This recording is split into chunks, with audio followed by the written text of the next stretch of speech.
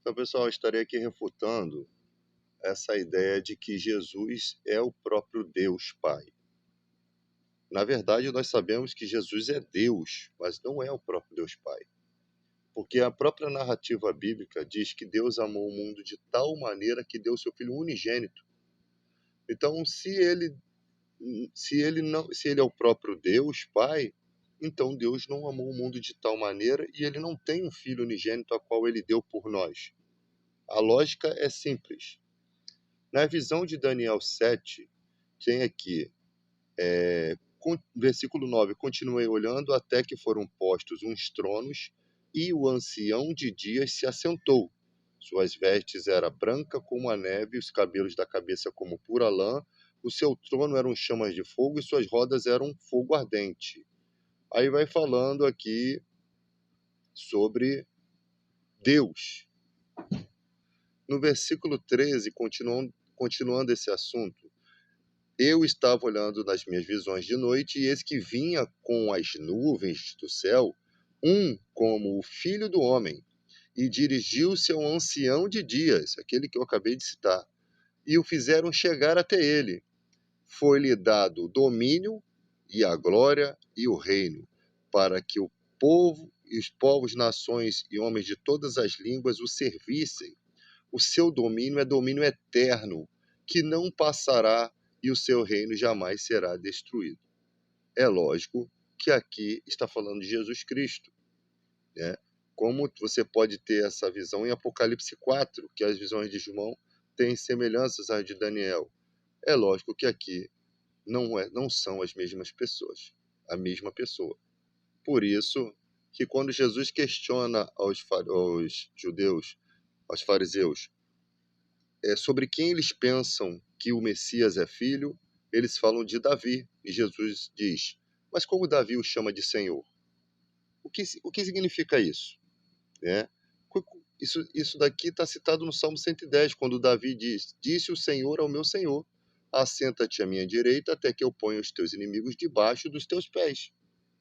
Disse o Senhor ao meu Senhor. Perceba-se que o primeiro Senhor aqui, na língua original, que você tem que entender na original. Jeová, Javé, o nome próprio do único Deus verdadeiro. E o outro Senhor, Adoni, né? Que é um outro Senhor, que seria, no caso, o Messias. Por que o Messias? Porque esse primeiro Senhor está dizendo ao segundo Senhor que ele devia se assentar à direita de Deus, né? Até que o próprio Deus o colocasse os seus inimigos por estar aos seus pés. Por isso que Paulo diz que Deus sujeitou todas as coisas aos pés de Jesus, mas quando diz todas as coisas, isso exclui o Pai, lá em 1 Coríntios, se eu não me engano, 9, alguma coisa. Então, você percebe que há dois senhores, né? Há dois senhores aqui nesse texto. E lá, também nas visões de Daniel, são dois senhores. Quando Jesus fala que o Messias, que Davi o chama de Senhor, significa que Jesus é da raiz de Davi? Sim, porque lá em Apocalipse diz que o cordeiro que foi morto é da raiz de Davi. Lá em Apocalipse tem essa narrativa sobre Jesus. Lá em Apocalipse 5:5, após ter tomado o selo das mãos do Criador, diz assim: todavia um dos anciões me disse: não chores, eis que o leão da tribo de Judá, a raiz de Davi, venceu. Quem é esse? Né? No versículo 6, diz assim: entre os anciões de pé, um cordeiro, e entre os anciões estavam de pé um cordeiro como tendo sido morto. Tinha 7 chifres, 7 olhos, que são os 7 Espíritos de Deus enviados a toda a terra. Quem é esse cordeiro? Ele veio e tomou o livro da mão direita daquele que estava sentado no trono. Ele tomou o livro e os 24 anciões se prostraram diante do cordeiro. Quem é o cordeiro de Deus que tira o pecado do mundo? Lá na visão do Apocalipse, visão de João, Apocalipse 1, 17, 18, diz assim: e eu, quando o vi, caí a seus pés como morto. Ele pôs sobre mim sua destra, dizendo-me: não temas, eu sou o primeiro e o último, e o que vivo, e fui morto. mas eis que aqui estou para todo sempre. Amém. Eu tenho a chave da morte e do inferno. No Apocalipse 1, versículo 7 e 8 diz: Eis que vem com as nuvens, e todo olho verá, até mesmo o que o transpassaram. Versículo 8, eu sou o alfa e o ômega, o princípio e o fim. Aqui Jesus, o próprio Jesus, se declara ser o alfa e o ômega, tá? Ele mesmo se declara ser esse que vem com as nuvens, e todo olho verá, até mesmo os que os transpassaram. Eu sou o alfa e o ômega. E você pode ver aqui, ó. E nos constituiu, versículo 6, e nos constituiu reino, sacerdote para o seu Deus e Pai. A ele a glória e o domínio pelos séculos dos séculos. Amém. Eis que vem com as nuvens. Todo olho verá, até quantos o transpassaram. E todas as tribos da terra se lamentarão sobre ele certamente. Eu sou o alfa e o ômega, diz o Senhor Deus, aquele que era, que há de vir, aquele que é, que era e que há de vir, o Todo-Poderoso. Aqui ele fala assim, no versículo 4, da parte daquele que é, que era e que há de vir, da parte dos 7 espíritos que se acham diante do trono. Quem tem os 7 espíritos que se acham diante do trono, eu citei no versículo passado lá na parte onde está lá em Daniel. E da parte de Jesus Cristo, a fiel testemunha, o primogênito dos mortos e o soberano dos reis da terra. Essa palavra primogênito dos mortos, Jesus não foi o primeiro a ressuscitar. Você tem Lázaro, você tem muitas pessoas que ressuscitaram, pelo menos umas 7 pessoas que ressuscitaram. O filho da viúva de Naim. Então, tipo assim, ele não é o primeiro a ressuscitar, tá? Ele não é o primeiro a ressuscitar. Você tem no Antigo Testamento casos de ressurreição por meio lá dos profetas. Então, ele não é o primeiro a ressuscitar, tá? Primogênito dos mortos. A palavra primogênito nem sempre significa a primazia. Por exemplo, tem uma passagem que fala de Davi como sendo primogênito de alguma coisa. Mas na verdade Davi não era primogênito, porque ele era filho caçula. Ele não podia ser o primeiro filho, ele era o caçula da família.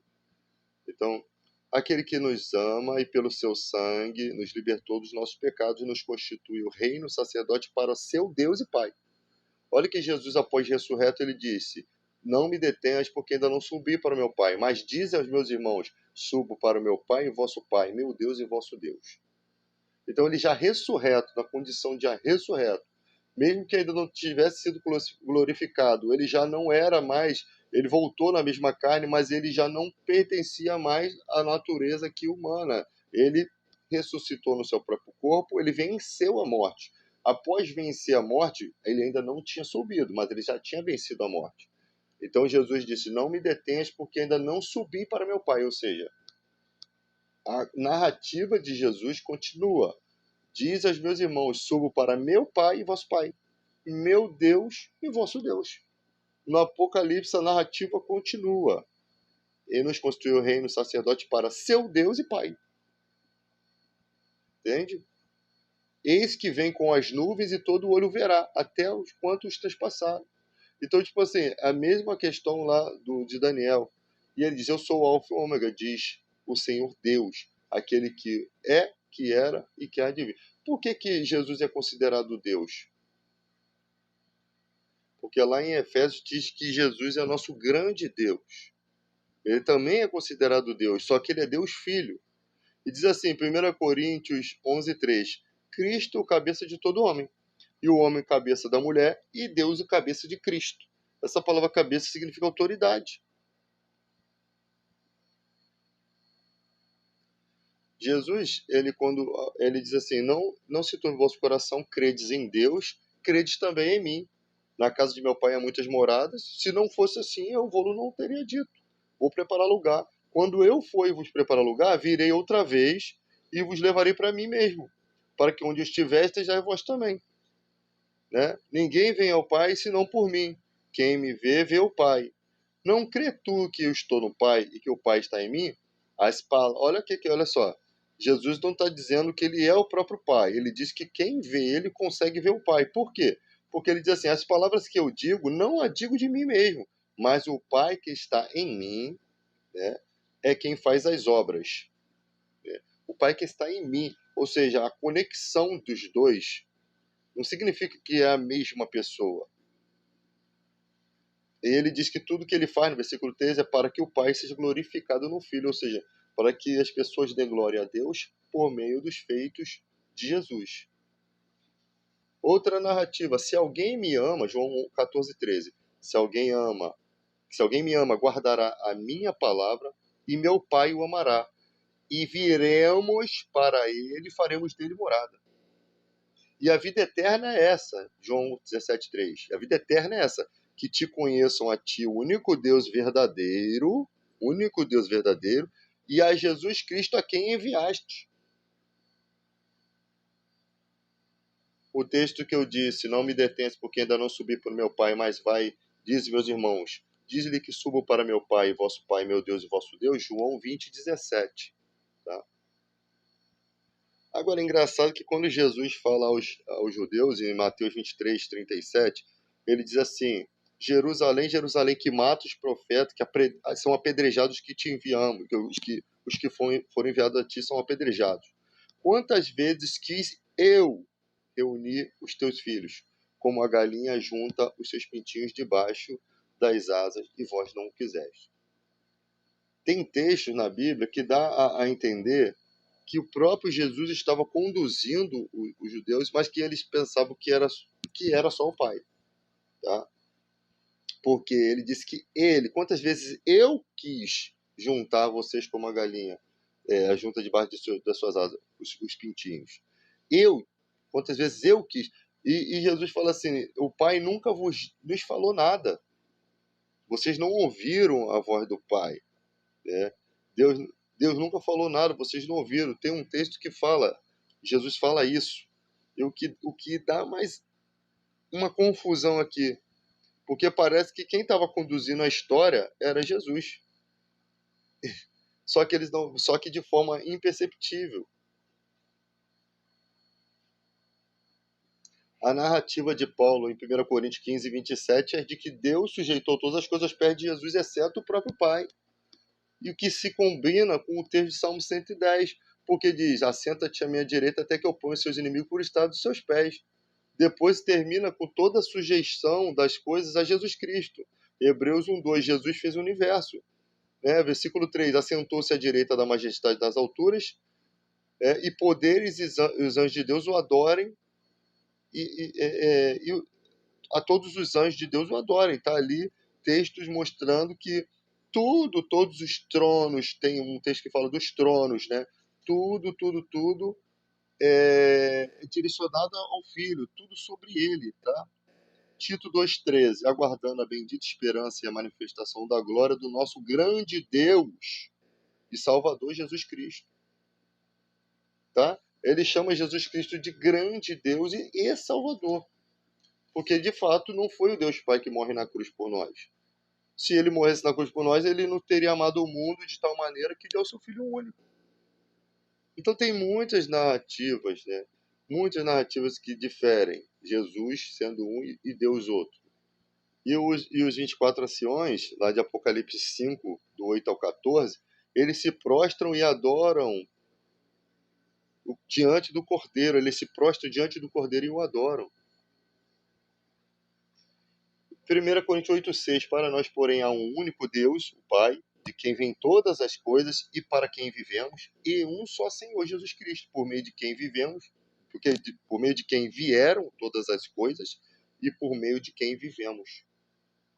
Então, as narrativas são muito... Pois em Cristo habita corporalmente toda a plenitude da divindade, e por estarem nele, que é o cabeça de todo poder e autoridade, vocês receberam a plenitude. Colossenses 2, versículo 9 e 10. 2 Coríntios 13:14, a graça do Senhor Jesus Cristo, o amor de Deus e a comunhão do Espírito Santo sejam com todos vocês. Trindade exposta aqui. E a pessoa vai dizer que não é.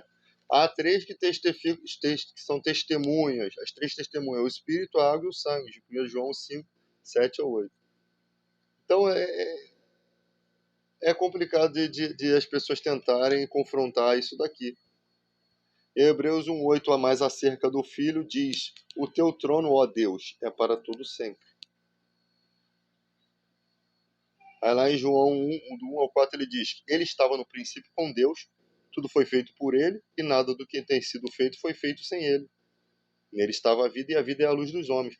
No princípio era o Verbo, e o Verbo estava com Deus, e o Verbo era Deus. Significa isso, João está dizendo, ele estava lá no princípio com Deus. E tudo foi feito por ele. E nada do que tem sido feito foi feito sem ele. Ou a gente crê no que diz as Escrituras, ou a gente não acredita. Aí Paulo diz lá em 2 Coríntios 5,16, embora Jesus fosse homem, não o conhecemos mais assim. Agora ele é Deus Filho. Porque na verdade ele sempre foi, né? Ele retomou a sua glória. Ele diz, Pai, devolve a glória que eu tinha contigo. Devolve a minha glória que eu tinha contigo. Filipenses 2,8, que diz que ele se achou na forma de achando na forma de homem. Ele não usurpou ser igual a Deus. Ao nome de Jesus se dobre todo o joelho dos que estão no céu, na terra e debaixo da terra. Filipenses 2,10. Romanos 9,5. Deles são os patriarcas, a partir dele se traça a linhagem humana de Cristo, que é Deus, acima de todos, bendito para sempre. O mesmo Paulo que fala em Romanos 9,5 que Jesus é Deus, ele diz em 1 Coríntios 5,27 que Deus sujeitou tudo aos pés de Jesus, exceto o próprio Pai. Então, o mesmo cara que fala uma coisa vai falar outra. Não, o texto não está fora do contexto. Hebreus 1,13 diz, Hebreus 1,3, ele que é o resplendor da glória e a expressão exata do seu ser, sustentando tudo o que há pela palavra do seu poder, depois de haver realizado a purificação dos pecados, ele se assentou à direita da majestade nas alturas. Aí lá em Apocalipse 3,21, Jesus diz, ao que vencer, lhe considerei que se assente comigo no meu trono, assim como eu venci e me assentei com meu Pai no seu trono. E a pessoa fala, são dois tronos, são vários tronos, tem 24 anciões lá, são vários tronos. E aqui tem um trono exclusivo para Jesus à destra do Pai, que possivelmente é um trono único com dois lugares, se for levado em consideração um trono material. 1 Pedro 3,22, havendo subido ao céu, reina à direita, havendo subido ao céu, reina à direita de Deus. A eles estão sujeitos anjos, autoridades e poderes. Né? João 5,23, a fim de que todos honrem o Filho exatamente como honra o Pai. Aquele que não honra o Filho, não honra o Pai que o enviou. Né? Filipenses 3,20, a nossa pátria está no céu, de onde também aguardamos o Senhor Jesus Cristo, o qual transformará o nosso corpo de humilhação para ser igual ao corpo da sua glória, segundo a eficácia do poder que ele tem até de subordinar em si todas as coisas. E tem aquele texto que todas as coisas foram criadas nele, tronos, tudo foi criado nele, seja tronos, seja todas as coisas foram criadas tendo a presença de Jesus. E por fim, acabou isso aqui.